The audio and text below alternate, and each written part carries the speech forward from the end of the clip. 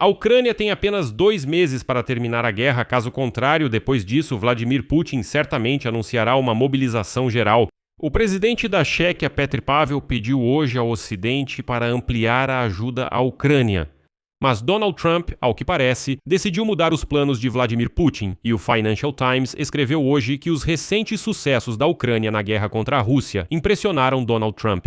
Na cúpula da OTAN em Ankara, ele até comparou a situação atual com seu encontro com Zelensky na Casa Branca em fevereiro de 2025. Foi quando Trump declarou que o presidente ucraniano não tinha cartas na mão para enfrentar a enorme e poderosa Rússia. Agora Trump tem certeza de que seu relacionamento com Zelensky foi excelente, mas o mais significativo aqui nem é isso. Ontem, na quarta-feira, Donald Trump prometeu publicamente 2 vezes ligar para Vladimir Putin, após o encontro com Vladimir Zelensky. Mas hoje de manhã, o porta-voz do Kremlin, Dmitry Peskov, reclamou que Trump ainda não ligou para Putin, aparentemente adiando a conversa para depois. Como Peskov disse, Trump provavelmente tem assuntos mais importantes. E então, diplomatas da União Europeia declararam que, em uma reunião fechada, Trump afirmou que vai pensar em como pode ajudar as forças armadas da Ucrânia a obter mais sucesso na linha de frente. Paralelamente, os demais países da OTAN se comprometeram a destinar mais 140 bilhões de euros para este e o próximo ano, que serão direcionados ao apoio das forças armadas da Ucrânia. Enquanto isso, mais da metade da Crimeia ocupada está há 4 dias sem luz e água devido aos ataques ucranianos ao sistema de energia. E nesta noite, as forças de sistemas de drones das Forças Armadas da Ucrânia atacaram mais 12 petroleiros da Frota Sombra. O Cazaquistão hoje estabeleceu postos de controle especiais em toda a fronteira com a Rússia para que os russos não roubem gasolina deles. E Vladimir Putin ordenou a construção das chamadas mini-refinarias de petróleo para processar petróleo secretamente às escondidas dos drones ucranianos. Mas vale lembrar que esse mesmo Vladimir Putin, literalmente algumas semanas atrás, dizia que os ataques dos drones ucranianos às refinarias de petróleo não valem nada e não levam a nenhuma consequência. Meu nome é Alexei Petidova. Vamos discutir juntos a reviravolta de Donald Trump, porque a retórica dele mudou muito e agora, de fato, ele apoia justamente a Ucrânia. E ele faz isso já abertamente, como diriam no Kremlin. Mas antes de começarmos, peço que você se inscreva neste canal, deixe um like e escreva qualquer comentário neste vídeo. Ficarei muito agradecido por isso. Então começou uma corrida aberta para ver quem e em quais condições vai terminar a guerra. As autoridades da Ucrânia têm apenas 2 meses para pôr fim à guerra com a Rússia. Se isso não acontecer, o Kremlin pode recorrer a uma escalada séria. Esse foi o alerta feito hoje pelo presidente da Chequia, Petr Pavel. Ele afirmou que o ditador russo Vladimir Putin pode anunciar uma mobilização geral após as eleições parlamentares na Rússia, marcadas para 20 de setembro, a seguir a citação dele. Acredito que temos a oportunidade de continuar pressionando e sinalizar claramente à Rússia que estamos prontos para iniciar negociações. Em setembro haverá eleições parlamentares na Rússia. Putin dificilmente anunciará a mobilização antes, mas logo após as eleições essa janela se fechará rapidamente. Atualmente há muitos problemas e desafios internos na Rússia. A sociedade russa está cada vez mais contra a guerra.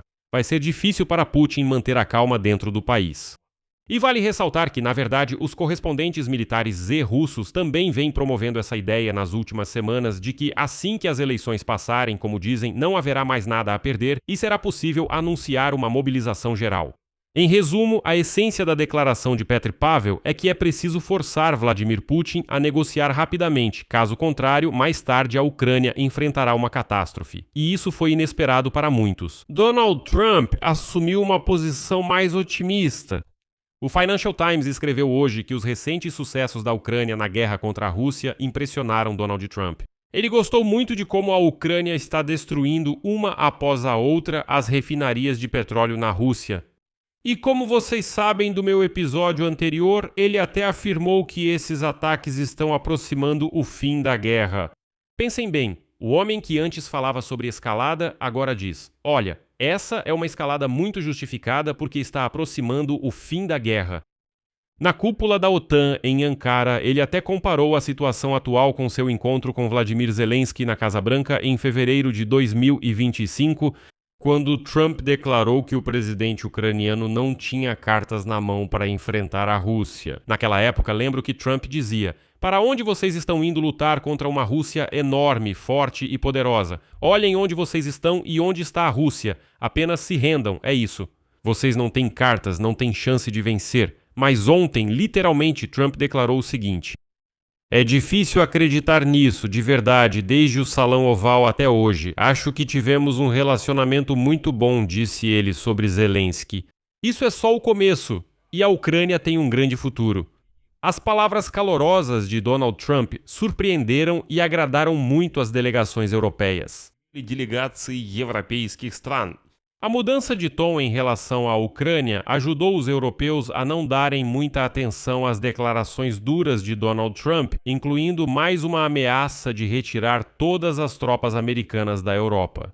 Por trás das declarações públicas de Donald Trump havia algo diferente. Segundo um dos líderes europeus, em uma reunião fechada, Donald Trump deixou muito claro que os Estados Unidos da América agora seriam mais ativos, apoiar a Ucrânia e considerar a possibilidade de adotar medidas adicionais para ajudar Kiev a alcançar avanços no campo de batalha. E isso é um sinal muito importante. Uma das autoridades europeias observou que desta vez Donald Trump, cito, comportou-se de maneira digna e séria. E sabe, poderíamos ser céticos em relação a essa declaração, se não fosse um detalhe muito importante que nem todos perceberam. Na coletiva de imprensa com Volodymyr Zelensky, Donald Trump informou aos jornalistas na véspera que na noite de quarta-feira ele certamente conversaria por telefone com Vladimir Putin, observando que, na sua opinião, as condições que o ditador russo impõe para encerrar a guerra estão mudando. E então, dirigindo-se a Zelensky, Trump declarou, cito: "Acho que elas, ou seja, as condições, provavelmente estão melhorando aos poucos, aproximando-se de algumas daquelas coisas que você gosta. Estamos exercendo uma forte pressão sobre o presidente Putin. Não acho que ele goste do que está acontecendo, não acho que ele esteja muito entusiasmado com o que está acontecendo." Depois, Trump transmitiu a Zelensky o pedido de Putin para que o presidente ucraniano fosse a Moscou para negociações. Em resposta, Zelensky brincou dizendo que Moscou não está segura agora por causa dos ataques de drones ucranianos. E isso claramente agradou Trump, ele achou engraçado. Ele destacou novamente que na quarta à noite vai ligar para Vladimir Putin de qualquer forma e contar tudo o que foi discutido. Mas chegou a manhã de quinta-feira, chegou a hora do almoço de quinta-feira e nenhuma informação pública apareceu sobre a conversa prometida por Trump com Putin. E só mais perto do almoço, o porta-voz do Kremlin, Dmitry Peskov, declarou secamente, cito: "Trump não ligou para Putin ontem. O presidente dos Estados Unidos estava claramente ocupado. Putin está aberto ao diálogo com Trump." Só imagine o tamanho dessa humilhação.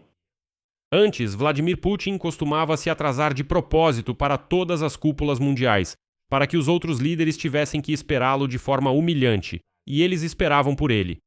Mas depois Vladimir Putin decidiu invadir a Ucrânia, e agora ele passou a noite inteira de quarta-feira esperando a ligação prometida de Trump, mas Trump nunca ligou. E agora no Kremlin, pense bem, eles simplesmente dizem, bem, aparentemente Trump tinha outros assuntos para resolver. E isso mostra que esse careca ridículo, Vladimir Putin, não é mais prioridade para Donald Trump. Caso contrário, ele teria encontrado tempo para ligar. Não, obviamente, Trump ainda vai ligar para Putin, claro. Não pense que acabou. Não, ele vai ligar. Mas agora é o próprio Putin que está sentado ao lado do telefone, esperando ansiosamente pela ligação. Quando Trump tiver um tempinho para esse careca, talvez ele ligue. Sabe-se que a última conversa deles foi em 4 de julho, dia da independência dos Estados Unidos, e mesmo naquela ocasião, o assistente de Putin, Yuri Ushakov, não revelou detalhes significativos e descreveu a conversa como profissional e bastante construtiva. Foi a 4ª conversa entre os líderes neste ano. Além disso, no Kremlin agora é evidente um leve pânico, pois Trump realmente os chocou. E agora eles não sabem como reagir a tudo isso. O próprio Dmitry Peskov declarou que as autoridades da Federação Russa estão refletindo sobre a declaração do presidente dos Estados Unidos, Donald Trump, sobre o possível fechamento do espaço aéreo sobre a Ucrânia. Lembro que ontem Trump declarou que, se necessário como garantia de segurança, se isso ajudar a acabar com a guerra, a América está pronta para declarar uma zona de exclusão aérea sobre a Ucrânia. Isso significa fechar o espaço aéreo. E Dmitry Peskov acrescentou que até agora o Kremlin não ouviu nada parecido do chefe da Casa Branca. Além disso, ele também acrescentou que Moscou não considera as palavras de Trump sobre ataques de Kiev ao interior do território russo uma escalada, mas as interpreta como, cito, falsas percepções da liderança dos Estados Unidos. Ou seja, imagine, Trump vira e diz: isso é uma escalada que pode aproximar o fim da guerra. No Kremlin dizem: não vemos isso como escalada, Trump apenas se enganou. Mas o principal é o fechamento do espaço aéreo. E foi aí que Peskov ficou perdido. Aqui está a citação dele. Antes não havia tais declarações. Antes ninguém discutia o fechamento do espaço aéreo. De qualquer forma, estamos falando sobre as forças armadas de um país da OTAN atuando no território da Ucrânia. É exatamente contra isso que está sendo realizada a Operação Militar Especial. É importante entender isso, por isso ainda é preciso refletir sobre isso. Refletir sobre o quanto essa questão foi discutida e entre quem ela foi discutida. Bem, sabe, os russos em geral ainda nem chegaram a refletir. Primeiro precisam entender se eles realmente existem neste planeta. Bom, talvez fosse melhor sem eles. E então, a mudança de atitude de Donald Trump em relação à Ucrânia não ficou só nas palavras, mas também se concretizou em uma declaração conjunta dos países da OTAN após a cúpula. Após o retorno de Donald Trump à Casa Branca, os Estados Unidos já bloquearam várias vezes declarações de apoio à Ucrânia em organizações internacionais, inclusive na ONU e até mesmo na reunião de líderes da OTAN em Haia no ano passado. Parecia que tinham aprovado uma declaração conjunta, mas depois Donald Trump voltou para Washington e lá disseram: não apoiamos esse apoio à Ucrânia.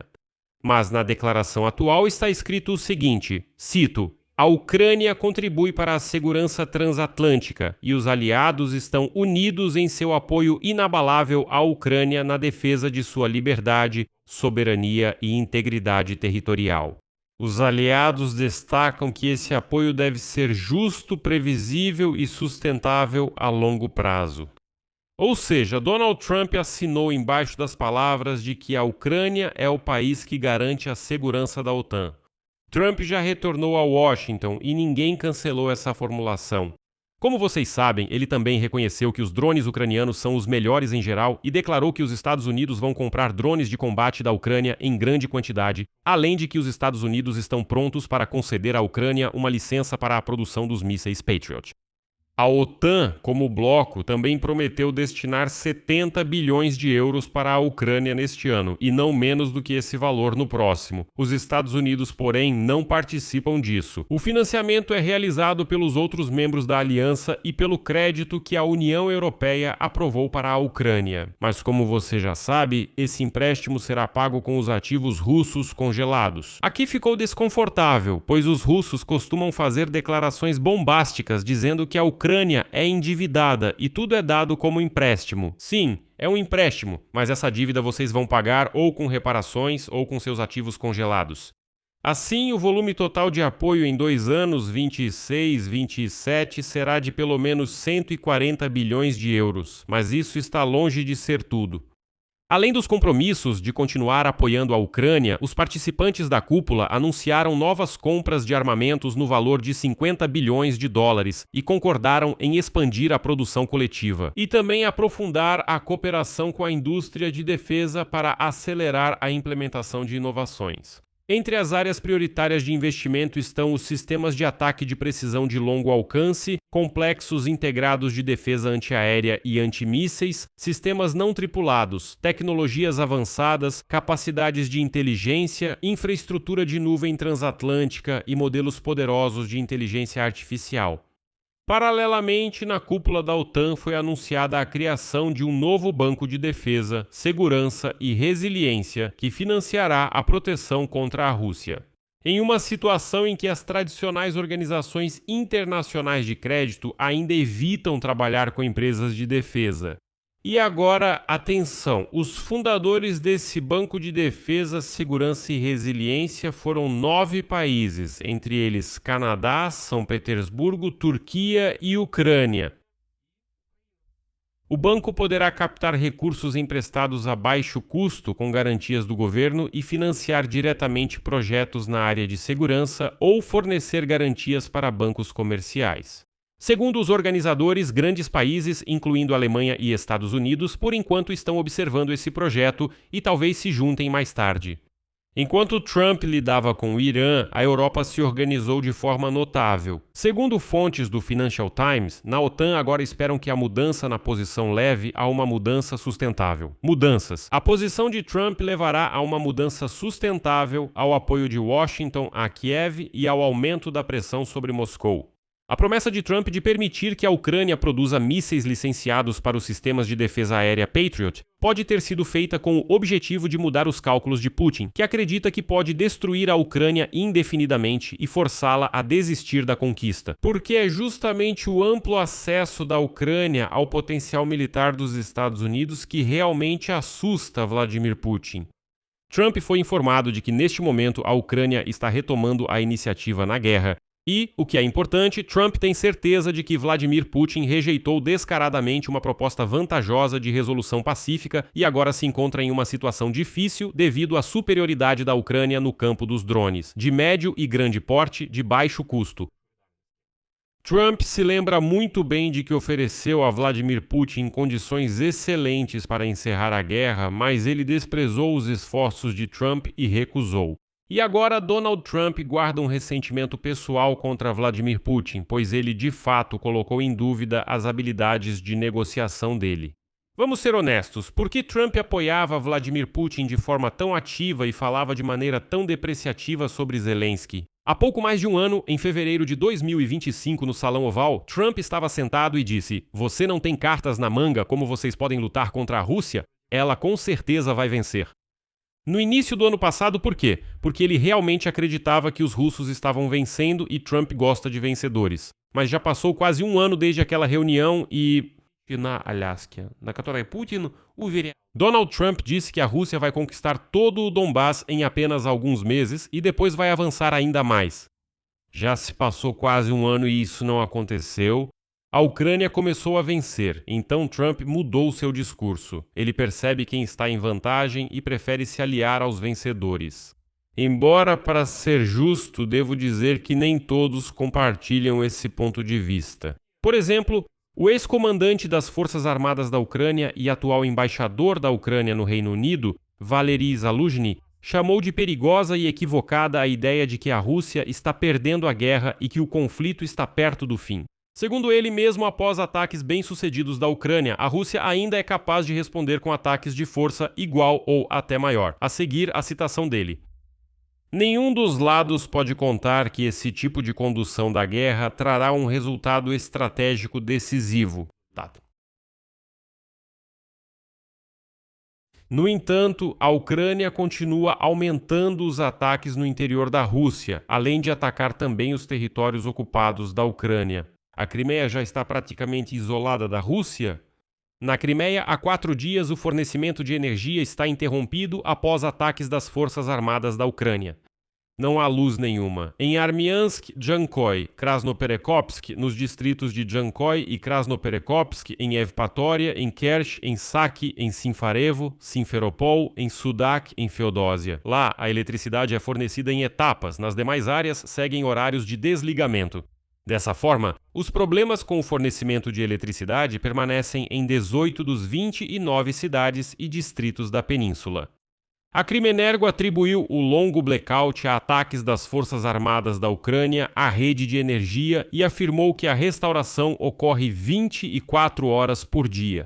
Além disso, foi relatada a falta de água em várias ruas de Alushta, Dzankoy e Saki, assim como em 17 vilarejos, principalmente no distrito de Dzankoy.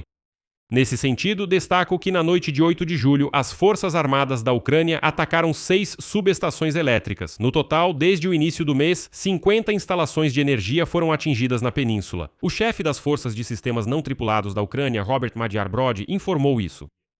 E o curioso é o seguinte: após inúmeras reclamações dos moradores da Crimeia nos posts de autoridades nas redes sociais sobre a longa falta de luz e água, além de exigirem a implementação de horários de fornecimento de energia elétrica, essas chamadas autoridades da Crimeia sabem o que fizeram? Provavelmente correram para ajudar? Não, simplesmente desativaram os comentários em suas páginas. Como se dissesse, para que os funcionários russos precisam das reclamações dessas pessoas insignificantes. Na noite de 9 de julho, as forças de defesa da Ucrânia atacaram navios, um terminal de petróleo e um depósito de munições dos russos. As unidades ucranianas atingiram vários navios da frota russa na região do Mar de Azov.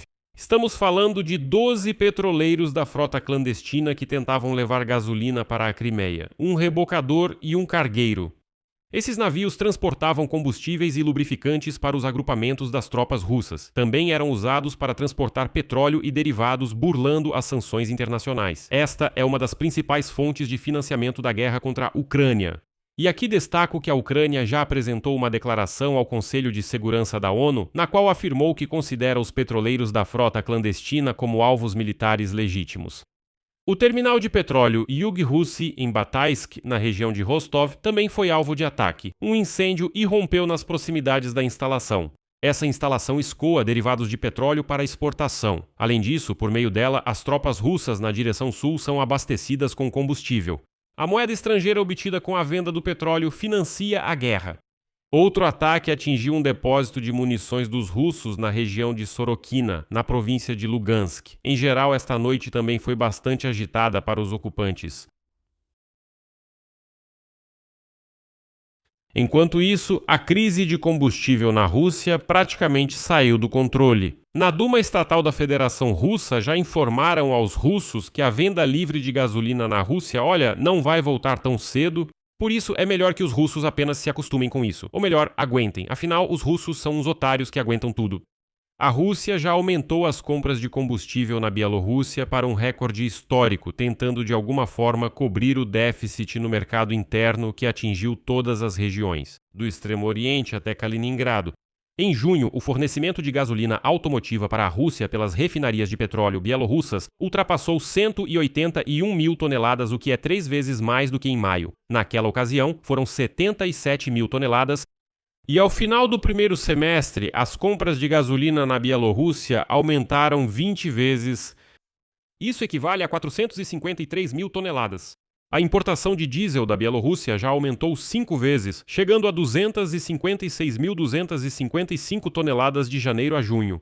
Além disso, no mês passado, mais de 16 toneladas de combustível de aviação bielorrusso foram enviadas para a Rússia. Isso é 3 vezes mais do que em maio. Como podem ver, os russos estão sugando todo o combustível da Bielorrússia. Enquanto isso, as autoridades do Cazaquistão instalaram quase 60 postos policiais na fronteira com a Rússia para impedir a exportação ilegal de combustível devido ao aumento do fluxo de carros vindos da Rússia. Vou explicar. Os russos descarados simplesmente vão ao Cazaquistão para roubar gasolina lá. Segundo informou o Ministério do Interior da República, os agentes da lei estão inspecionando todos os veículos e já identificaram 255 casos de instalação ilegal de tanques de combustível adicionais. Ou seja, os russos instalam tanques adicionais lá, vão ao Cazaquistão, roubam gasolina e levam para a sua Rússia imunda. Os infratores, entre os quais havia 195 russos e 60 cidadãos do Cazaquistão, foram responsabilizados administrativamente. Anteriormente, as autoridades do Cazaquistão limitaram a entrada de carros de países vizinhos, principalmente da Rússia, a uma vez por dia, além de implementar patrulhamento 24 horas nas estradas de fronteira para impedir a saída de combustível. Só imaginem, o Cazaquistão é simplesmente obrigado a concentrar todas as forças na fronteira para que esses russos selvagens e sujos não venham roubar a gasolina deles. Grupos móveis inspecionam caminhões-tanque e veículos de transporte de combustível. O chefe do Ministério do Interior do Cazaquistão, Erjan Sadenov, informou sobre a interceptação de quase 600 tentativas de exportação ilegal de combustível desde o início deste ano. Em meio à crise de combustível na Rússia, moradores das regiões fronteiriças com o Cazaquistão, nas províncias de Astrakhan, Volgogrado, Saratov, Oremburgo, Novosibirsk e Omsk, começaram a viajar em massa para o Cazaquistão em busca de gasolina. E agora, o mais importante. Aos russos já estão oficialmente vendendo gasolina por pelo menos 100 rublos por litro, enquanto no Cazaquistão 1 litro de gasolina custa em média 50 rublos russos, Ao mesmo tempo, em meio à escassez de combustível na Federação Russa, o preço continua subindo e eu destaco, no país que vive do petróleo. Ou seja, imagine só, a Rússia que... Eu me lembro do período de 2014, 2015, quando os russos gritavam em massa nas redes sociais, em todo lugar, dizendo que pronto, acabou tudo. A Europa vai quebrar sem o gás e o petróleo russos.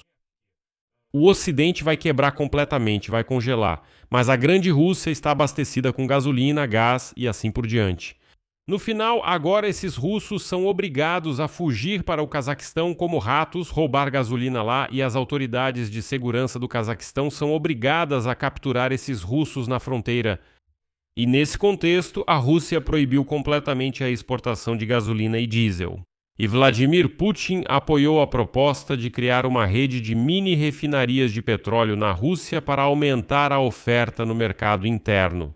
Segundo ele, as grandes refinarias estão constantemente sob ameaça de ataques e, por isso, Putin sugeriu considerar a possibilidade de construir uma rede de pequenas refinarias que poderiam ser escondidas dos drones ucranianos. E Putin, que há algumas semanas dizia que os ataques dos drones ucranianos não representavam grande ameaça, apoiou essa iniciativa. Aqui vou citar Putin. A participação de pequenas e médias empresas nesse setor também é necessária e também é incentivada. Vamos trabalhar ainda mais intensamente nesse sentido. Você está absolutamente certo. Uma rede mais ampla é mais difícil de ser danificada. A ideia surgiu em meio a uma grave crise de combustível causada por uma série de ataques ucranianos às refinarias de petróleo russas. E, de acordo com a Energy Intelligence, em junho o volume de refino de petróleo na Rússia caiu 25% em relação ao ano anterior, levando aos índices mais baixos em mais de 20 anos, ou seja, aos índices mais baixos praticamente de todo o governo de Vladimir Putin. Eu acho que aos poucos está chegando o seu declínio. Desde março, drones ucranianos atacaram instalações da indústria petrolífera russa pelo menos 50 vezes, incluindo todas as 10 maiores refinarias de petróleo do país. Atualmente, devido aos ataques ucranianos, cerca de 1/3 da capacidade de refino de petróleo da Rússia está paralisado. As capacidades das refinarias de petróleo russas estão paralisadas, e isso acontece em um período crítico para a economia, durante a campanha de colheita. E nesse contexto, o governo, após impor restrições à exportação de gasolina e querosene de aviação, também proibiu a exportação de óleo diesel da Rússia. Ao mesmo tempo, as autoridades russas oficialmente limitaram a venda de combustível em mais de 40 regiões do país, incluindo os territórios ocupados da Ucrânia.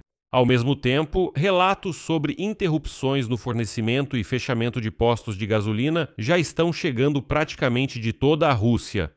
Aqui vou colocar reticências. Escreva sua opinião e suas conclusões nos comentários abaixo deste vídeo. Inscreva-se no canal, ative o sininho e não se esqueça de deixar o like. Por hoje é só. Cuidem-se. Até mais a todos.